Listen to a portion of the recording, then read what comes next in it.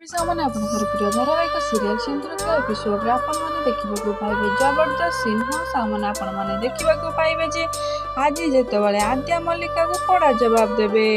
ହଁ ଦର୍ଶକ ବନ୍ଧୁ, ଆଜି ଆଦ୍ୟା ମଲ୍ଲିକାକୁ କୁହନ୍ତି 4 ବର୍ଷ ହେଲାଣି ତୁ ଅଂଶଙ୍କ ସାଙ୍ଗରେ ରହିଲୁନି, କିନ୍ତୁ ତାପରେ ବି ଅଂଶଙ୍କ ମନରେ ତୋ ନିଜ ପାଇଁ ଏତିକି ଟିକେ ବି ଜାଗା ବନେଇ ପାରିଲୁନି। ଆଉ ତାପରେ ତୁ ମତେ ମାନେ ତାଙ୍କ ସ୍ତ୍ରୀକୁ ଧମକ ଦଉଛୁ। ଆଉ ଆଦ୍ୟାଙ୍କର ଏକଥା ଶୁଣି ମଲ୍ଲିକା ପୁରା ଆଶ୍ଚର୍ଯ୍ୟ ହୋଇ ପଡ଼ନ୍ତି। ଆଉ ଆଦ୍ୟା ପୁଣି କହନ୍ତି ଯାହାଙ୍କ ପାଇଁ ଏ ବ୍ରତ କରିଛୁ ଯେତେବେଳେ ତାଙ୍କର ବିପଦ ଆସିଲା ତୁ ସମସ୍ତଙ୍କ ପଛରେ ଯାଇକି ଠିଆ ହୋଇଗଲୁ। କ'ଣ ଏଇ ତୋର ପ୍ରେମ? କ'ଣ ଏଇ ତୋର ଭଲ ପାଇବା? କହ, କାହିଁକି ବଞ୍ଚେଇଲୁନି ତୋ ସ୍ୱାମୀଙ୍କ ଜୀବନ, ଯାହା ପାଇଁ ତୁ ମୋ ସହିତ ଲଢ଼ୁଛୁ?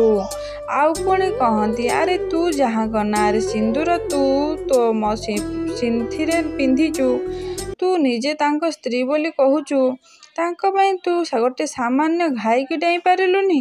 ତା ଫ୍ରେଣ୍ଡସ୍ ଆପଣମାନଙ୍କୁ କ'ଣ ଲାଗୁଛି? ଆଜି କ'ଣ ଆଦ୍ୟା ମଲ୍ଲିକାର ଅସଲ ପରିଚୟ ସମସ୍ତଙ୍କ ଆଗକୁ ଆଣି ତାଙ୍କୁ ଏ ଘରୁ ବାହାର କରିବେ? ଆପଣମାନଙ୍କୁ କ'ଣ ଲାଗୁଛି କମେଣ୍ଟ ମାଧ୍ୟମରେ ଜଣାଇବା ସହ ଆଉ ଆଜିର ଭିଡ଼ିଓଟି ଭଲ ଲାଗିଲେ ଲାଇକ୍, ସେୟାର, ସବସ୍କ୍ରାଇବ୍ କରନ୍ତୁ।